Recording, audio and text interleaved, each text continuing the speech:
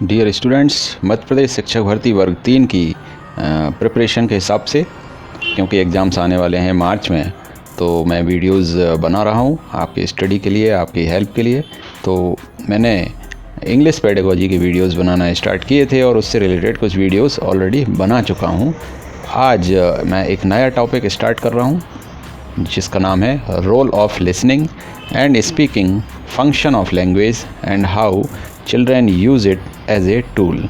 तो ये टॉपिक है और इस टॉपिक का फर्स्ट पार्ट मैं इस वीडियो में बताने वाला हूँ।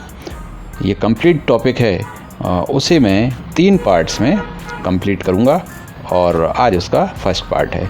तो आइए हम स्टार्ट करते हैं। Role of listening and speaking, function of language and how children use it as a tool, part 1।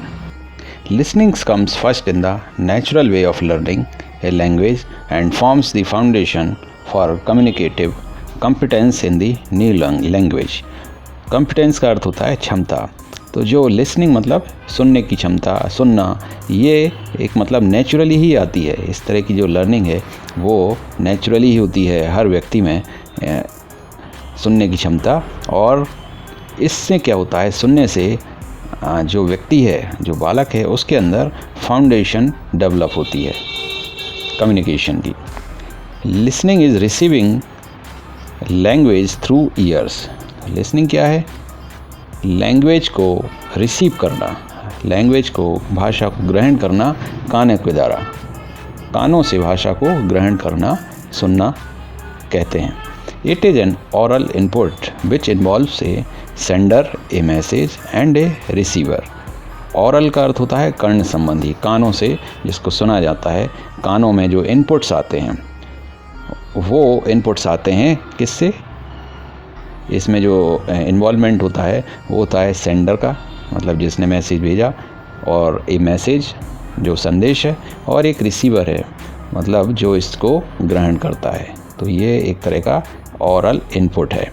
When we listen to something, we have to identify sounds of speech and process them into words and sentences. जब हम सुनते हैं, कुछ भी सुनते हैं, तो हमें जो स्पीच है, जो भाषण है, उसका जो साउंड है, आवाज़ है, इसको पहचानना होता है और इसे हम प्रोसेस कर लेते हैं वर्ड्स में, वाक्यों में और शब्दों में। According to International Listening Association, listening is the process of receiving and constructing meaning. सुनना एक तरह का एक प्रोसेस है। किस चीज़ का प्रोसेस है? रिसीविंग, ग्रहण करना, और कंस्ट्रक्टिंग मीनिंग, अर्थ का कंस्ट्रक्शन करना, अर्थ बनाना। From and responding to spoken और नॉन वर्बल मैसेजेस। रेस्पॉन्ड करके मतलब स्पोकन मतलब बोलना, कुछ बोला हुआ हमने सुना, और नॉन वर्बल मैसेजेस। तो ये लिसनिंग एक प्रोसेस है। टाइप्स ऑफ लिसनिंग, लिसनिंग के प्रकार। तो लिसनिंग के 2 प्रकार होते हैं। 2 टाइप्स ऑफ लिसनिंग। फर्स्ट है डिस्क्रिमिनेटिव लिसनिंग और सेकंड है कॉम्प्रिहेंसिव लिसनिंग। डिस्क्रिमिनेटिव का अर्थ है विशेषक।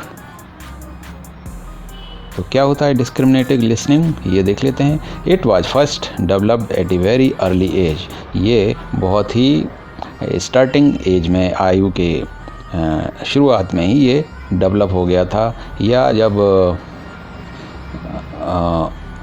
शुरुआत में मतलब जब समाज वगैरह ये सब का निर्माण हुआ था, तो ये बहुत ही शुरुआती स्टेज में हो गया था तैयार। And is the most basic form of listening, और सबसे बेसिक मतलब शुरुआती दौर का ये एक प्रकार है। It does not involve the understanding of the meaning of words and phrases. इसमें क्या नहीं होता है? शब्द और वाक्यांशों के मतलब को समझना इसमें शामिल नहीं है, but merely the different sounds that are produced। और इसमें जो तरह तरह के जो साउंड्स हैं, साउंड्स जो पैदा होते हैं, जो उत्पाद होता है इनका, वो इसमें शामिल होते हैं। सेकंड है कॉम्प्रिहेंसिव लिसनिंग। कॉम्प्रिहेंसिव का अर्थ है व्यापक। व्यापक। It involves understanding the messages, इसमें शामिल होता है कोई भी मैसेज है उसका अर्थ समझना, that are being communicated, and it is fundamental to all listening subtypes. In order to be able to use comprehensive listening का अगर यूज़ करना है, उसको यूज़ करने के लायक बनना है, तो क्या करना होगा? The listener first needs appropriate vocabulary and language skills. तो जो लिसनर है, सुनने वाला है, उसके अंदर शब्दकोश का भंडार होना चाहिए और भाषा का कौशल होना चाहिए, तभी कम्प्रिहेंसिव लिसनिंग का वो प्रयोग कर पाएगा। नेक्स्ट है essential conditions for listening skills. Listening कौशल के लिए, श्रवण कौशल के लिए क्या आवश्यक कंडीशंस हैं वो देख लेते हैं। फर्स्ट है the learner should be attentive during the listening process. सुनने की जो प्रोसेस है उसके दौरान जो सुनने वाला है उसको बहुत ज़्यादा अटेंटिव होना चाहिए, पूरी तरह ध्यानपूर्वक उसे सुनना चाहिए। द वॉल्यूम ऑफ स्पीच और साउंड शुड बी एप्रोप्रिएट। जो आवाज़ है उसका जो वॉल्यूम है वो उपयुक्त होना चाहिए। The hearing organs of the listener should be normal. और जिन ऑर्गन से मतलब कानों से अगर सुन रहा है तो कानों की कंडीशन भी बढ़िया होनी चाहिए, नॉर्मल होना चाहिए। Listen without judging the other person और mentally criticising the things the other person is telling. और सुनते समय हमें दूसरा व्यक्ति क्या बोल रहा है उसको जज नहीं करना चाहिए पहली चीज़ तो, और उसको जो भी वो बोल रहा है उसे क्रिटिसाइज़ नहीं करना चाहिए। क्रिटिसाइज़ मतलब आलोचना नहीं करना चाहिए, बजाय उसके पूरा ध्यान सुनने पर होना चाहिए। The learner should be able to understand the meaning of words conveyed through the sounds. जो सुनने वाला है वो जो शब्दों का जो अर्थ है जो कि अलग अलग साउंड्स के द्वारा कन्वे किया जा रहा है उसे समझने की कोशिश करनी चाहिए। The interest of the learner also affects the language learning process. और किस तरह से जो पूरी प्रोसेस है सुनने की वो पूरी तरह डिपेंड करती है सुनने वाले के इंटरेस्ट पर। अगर उसका इंटरेस्ट अच्छा है, उसे इंटरेस्ट आ रहा है किसी भी टॉपिक को सुनने में या समझने में, सुनने में, तो अगर उसका इंटरेस्ट है तो वो और बेहतर ढंग से उसे सुनेगा और समझ भी पाएगा। Roles of listening skills. Listening skills का क्या भूमिका है, क्या रोल है? The primary aims of developing listening skills are to understand and infer concepts, ideas, facts etcetera by merely listening. Infer मतलब तर्क करना, कंसेप्ट्स मतलब संकल्पना।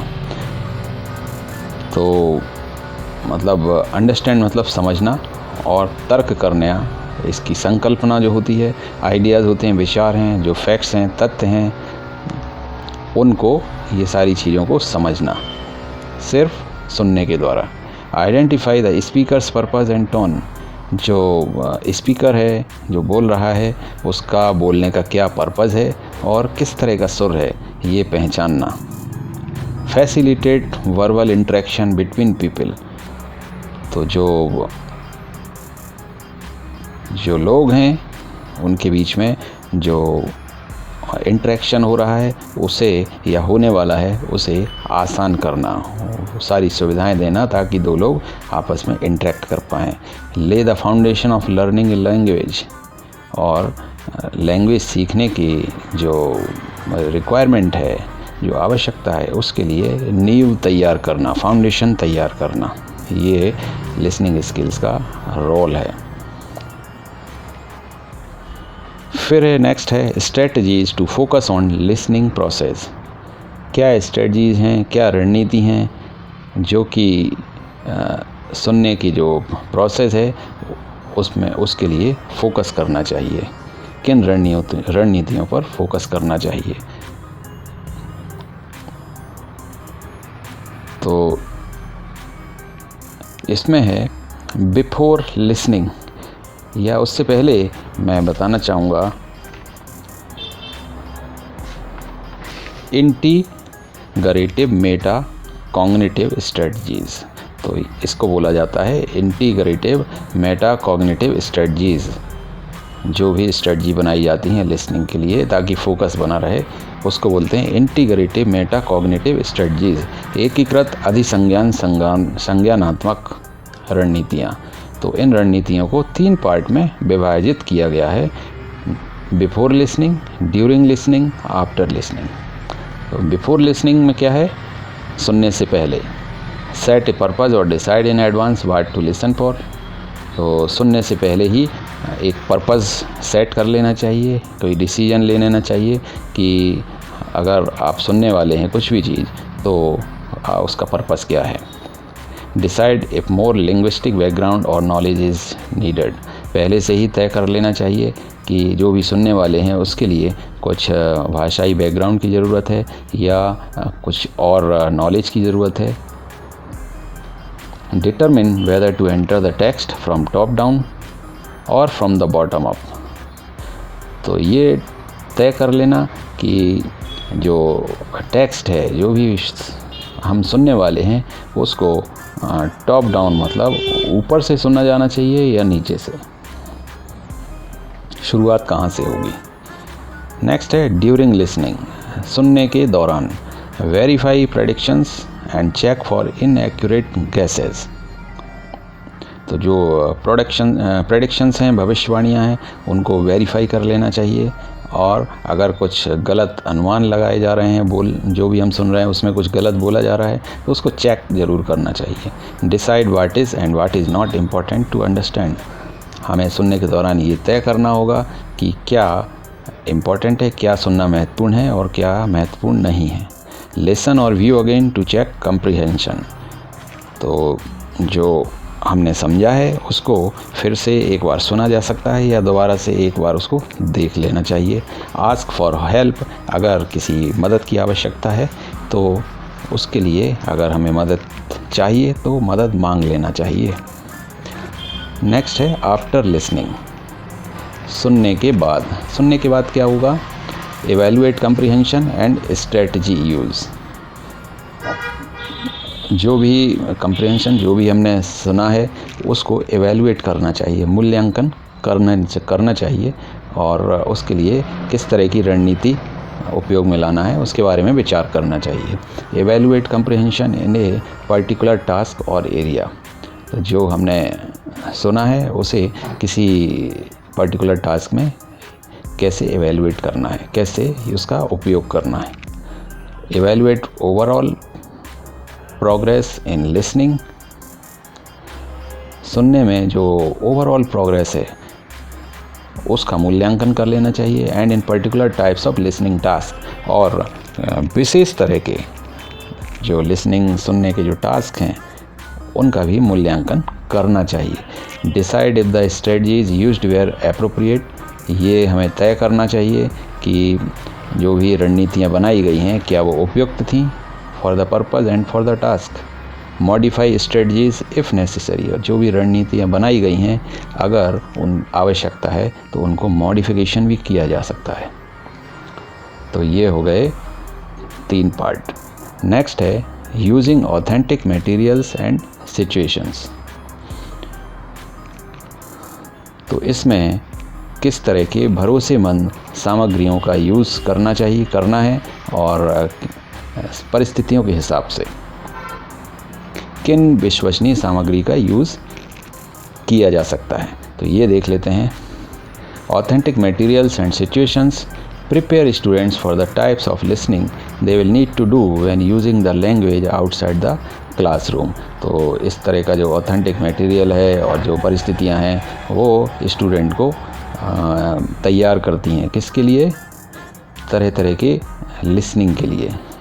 और इसकी रिक्वायरमेंट तब आती है जब वो क्लासरूम से बाहर कुछ इस तरह का काम कर रहा हो। तो इसमें 2 तरह से देखते हैं, एक तो 1 वे कम्युनिकेशन होता है और सेकंड है 2 वे कम्युनिकेशन। 1 वे कम्युनिकेशन का अर्थ है एक तरफा संचार या एक तरफा संवाद।